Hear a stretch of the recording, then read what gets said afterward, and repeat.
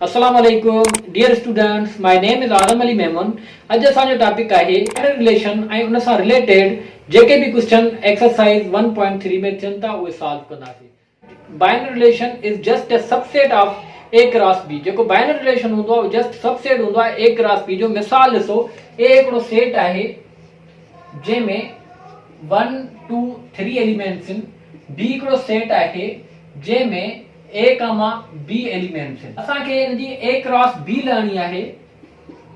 ए cross B पढ़ी चुका आहियूं त 1 कामा ए हिकिड़ो ऑर्डर पेयर ठहियो, 1 कामा बी ही ॿियो ऑर्डर पेयर ठहियो, 2 कामा ए टियों ऑर्डर पेयर ऐं 2 कामा बी चौथों ऑर्डर पेयर, 3 कामा ए पंजों ऑर्डर पेयर ऐं 3 कामा बी ही 6 ऑर्डर पेयर ठही विया। छा थी वई आहे असांजी ए क्रॉस बी, यानी ए कार्टेशियन प्रोडक्ट बी थी वई। बाइनरी रिलेशन जी डेफिनेशन छा थी चए, जेको रिलेशन हूंदो आहे उहो सबसेट हूंदो आहे कार्टेशियन प्रोडक्ट जो। ही असां रिलेशन खयोसीं 1। मिसाल तौर मां 1 कामा ए खणी छॾियुमि। छा ही हिन जो सबसेट न आहे, यानी ही छा हिन मां न आहे निकतल? जी बिल्कुलु इन मां निकतल आहे। R1 हिन जो सबसेट आहे, मतलब त ही हिन जो बाइनरी रिलेशन आहे। R2 कुछ भी खणी छॾियो, 1 बी खणी छॾियो ऐं 2 कामा ए खणी छॾियो। छा हिन जो R2 हिन जो सबसेट न आहे, मतलब R2 ए क्रॉस बी जो सबसेट न आहे? जी बिल्कुलु आहे। R3 मतलब रिलेशन 3 कुछ भी खणी छॾियो, 1 कामा ए खणो, 1 कामा ए, 1 कामा बी, 2 कामा ए। छा R3 ए क्रॉस बी जो सबसेट न आहे? जी बिल्कुलु आहे। रिलेशन 1 निकतो, रिलेशन 2, रिलेशन 3 ऐं केतिरा ई रिलेशन निकिरी सघनि था। उहे सभु जेके भी रिलेशन निकिरंदा उहे ए क्रॉस बी जा सबसेट हूंदा। उहे केतिरा निकिरी सघनि था, केतिरा पॉसिबल थी सघनि था? 2 पावर n। त ॾिसो हिन में केतिरा जेको आहे ऑर्डर पेयर आहिनि। हिन में ऑर्डर पेयर 1 2 3 4 5 6, हिन में 6 ऑर्डर पेयर आहिनि। त 2 पावर 6 जो मतलब हूंदो आहे 2 6 टाइम्स मल्टीप्लाई, इनके सॉल्व कंदा 64 अची वेंदो।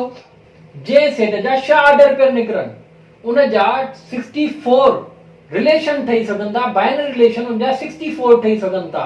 उहे छा हूंदा? सब जेके भी 64 ठहंदा उहे ए क्रॉस बी जा सबसेट हूंदा। सी में अगर 5 एलिमेंट्स हुजन, मतलब n ऑफ सी, मतलब number of element in C, मतलब सी सेट में 5 एलिमेंट्स हुजन ऐं n ऑफ बी में जेके आहिनि 4 एलिमेंट्स हुजन, मतलब number of elements in B set 4 elements हुजन, त उन जा केतिरा बाइनरी रिलेशन निकरंदा? पहिरियों त इन जा ऑर्डर पेयर घणा निकरंदा? ऑर्डर पेयर निकरंदा आहिनि सी दरमियान बी, टोटल 5 into 4 टोटल 20। इन जा ऑर्डर पेयर 20 निकरंदा। टोटल रिलेशन के निकरंदा उहो सबसेट वाले फार्मूले ते निकरंदा। 2 पावर n जो मतलब है 2 पावर 20। हिनके सॉल्व कंदासीं, 2 के 20 टाइम्स मल्टीप्लाई कंदासीं, जेको रिजल्ट ईंदो ओतिरा इन जा रिलेशन निकरंदा सी क्रॉस बी जा। बाइनरी रिलेशन के वधीक समझण लाइ एक्सरसाइज 1.3 जो क्वेश्चन नंबर 13 लिखियो आहे। इंशाल्लाह बाइनरी रिलेशन समझ में अची वेंदो ऐं क्वेश्चन भी समझ में अची वेंदो। List the 16 different relation on the set. हिकिड़ो सेट आहे जेतो इन जा लिस्ट ठाहियो, 16 डिफरेंट रिलेशन ठाहियो। ठीक है, ये कीअं ठहंदा? पहिरियों त इनके समझूं। ए हिकिड़ो ही सेट आहे जंहिंमें 0,1 एलिमेंट्स। जॾहिं असां ए खे ए सां क्रॉस कराईंदासीं त असांजो ठही वेंदो 0,1 क्रॉस कार्टेशियन प्रोडक्ट 0,1। त हाणे इहो इन ॻाल्हि खे सम्झी चुका आहियूं असां त कार्टेशियन प्रोडक्ट जेका असांजी ए क्रॉस ए निकरंदी उहा निकरंदी 0,0 0,1 0,0 0,1 ऐं 1,0 ऐं 1,1। हाणे इन जा घणा ऑर्डर पेयर निकता? 4 ऑर्डर पेयर निकता। जॾहिं 4 ऑर्डर पेयर निकता त इन जा बाइनरी रिलेशन केतिरा निकरंदा? 2 पावर n 2 पावर 4 2 पावर 4 जी मतलब 16। ही अॻे ई ॻाल्हि करे चुको आहे त 16 डिफरेंट रिलेशन कढो कंहिंजा 0,1 जा। इहो हिकिड़ो सेट ॾिनल आहे, हिकिड़ो सेट ॾिनल हो 0,1। इन जा 16 जेके आहिनि डिफरेंट रिलेशन इन नमूने सां निकरंदा। हिते चए थो how many of the 16 different relation contain the pair 0,1। जेके ये 16 रिलेशन निकरंदा उनमें केतिरा दफ़ा 0,1 थो अचे, 1,0 न 0,1 उनमें केतिरा दफ़ा थो अचे त असां पहिरियों रिलेशन कढंदासीं 16 रिलेशन में जॾहिं असां सबसेट कढंदा आहियूं त उनमें पहिरियों एम्प्टी हूंदो आहे। पहिरियों रिलेशन छा हूंदो, R1 जेका हूंदी असांजी एम्प्टी सेट हूंदो। R2 छा हूंदो, R2 ही सेट हूंदो 0,0। R3 छा हूंदो असांजो, ही सेट हूंदो 0,1। R4 छा हूंदो, रिलेशन 4, R4 जो मतलब है रिलेशन 4 1,0। फाइव असांजो छा हूंदो 1,1। ये असांजा 5 रिलेशन निकिरी विया। जो रिलेशन 6 छा ठहंदो, असांजा 1 सां सब थी विया, ही ॿई जोड़े में लिखंदासीं 0,0 ऐं 0,1। यो R6 ठही वियो। R7 असांजो छा ठहंदो, ही ऑर्डर पेयर ऐं ही ऑर्डर पेयर गॾु लिखंदासीं 0,0 ऐं 1,0।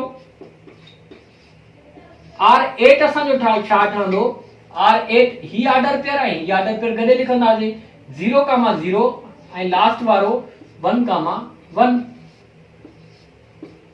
R9 असांजो छा ठहंदो, 0 ते ठही वियो, 0,0 जेके पॉसिबल आहे 0,0 सां 2 में ठही वियो। हाणे अचो 0,1 R9 ते 0,1 ऐं 1,0 हिनखे हिन मां लिखियोसीं। हाणे इनखे वरी हिन सां लिखंदासीं 0,1। R10 छा थींदो, 0,1 ऐं 1,1 माना 0,1 सां जेके पॉसिबल आहे उहे थी विया। हाणे 1,0 सां जेके पॉसिबल हुजनि उहे लिखंदासीं 1,0 ऐं 1,1।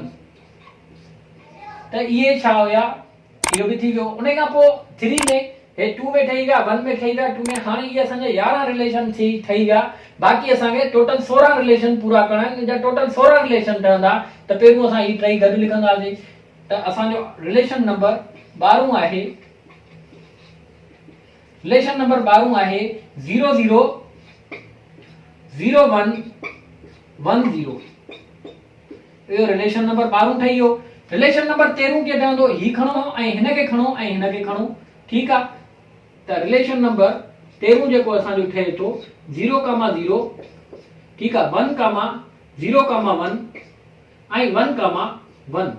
इहो रिलेशन नंबर 13 ठही वियो। नंबर जेको 14 ठहंदो, हिनखे खणंदासीं ऐं हिनखे खणंदासीं ऐं लास्ट वारे खे खणंदासीं 0,0 ऐं 1,0 ऐं 1,1। रिलेशन नंबर 14 ठही विया। 15 रिलेशन छा ठहंदो, वो हिननि टिनी खे लगातार गॾु खणंदासीं। 15 रिलेशन असांजो ठहंदो R15 0,1 1,0 ऐं 1,1। 16 रिलेशन असांजो छा ठहंदो, पंहिंजो पाण हूंदो R16 0,0 0,1 1,0 ऐं 1,1। ये जेके 16 डिफरेंट रिलेशन निकता। हाणे इन्हनि में चए थो त 0,1 जेको आहे पेयर घणा दफ़ा आयो आहे। ये 16 डिफरेंट रिलेशन ठही विया। इन्हनि में 0,1 घणा दफ़ा आयो आहे, हिकु 2 दफ़ा ऐं 3 दफ़ा, ये 4 दफ़ा, 5 दफ़ा, 6 दफ़ा, ही 7 दफ़ा ऐं ही 8 दफ़ा। 0,1 जेको आहे इन 16 रिलेशन में 8 दफ़ा आयो आहे। इहो तव्हांजो एक्सरसाइज 1.3 जो क्वेश्चन नंबर 13 भी पूरो थियो ऐं बाइनरी रिलेशन के भी समझोसीं। एक्सरसाइज 1.3 जो क्वेश्चन नंबर 6 आहे। चए थो ए हिकिड़ो सेट आहे जंहिंमें ABC एलिमेंट्स आहिनि, B में X ऐं Y एलिमेंट्स आहिनि। Write two relations in A cross B जा 2 रिलेशन लिखो। रिलेशन के समझोसीं। रिलेशन कार्टेशियन प्रोडक्ट जो सबसेट हूंदो आहे। त असां हिते पहिरियों त A क्रॉस B लहूं, A क्रॉस B लहंदासीं त असांजो छा थी वेंदो, A, X a comma y, b comma x, b comma y, c comma x, c comma y। पहिरे नंबर पार्ट खे सॉल्व करण लाइ two relation in a cross b चए तो two relation in a cross b मां के भी ब रिलेशन खणी छॾियो। मां फर्स्ट कयो r1 तो खणा a comma x ऐं r2 तो खणा ही टई a comma x, a comma y ऐं b comma x, b comma y।